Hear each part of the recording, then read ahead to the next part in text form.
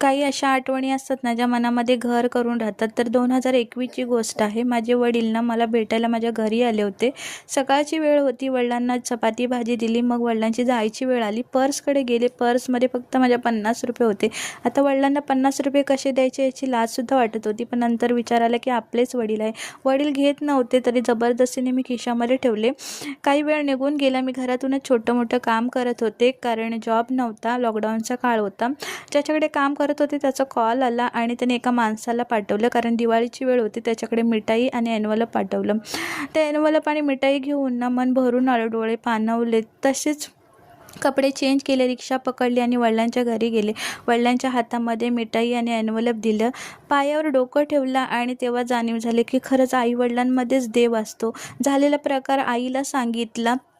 आणि खरंच सांगू का इथे, की आई-वडिलांसाठी ना खूप काही करा. आई-वडिलांमध्येच देव असतो.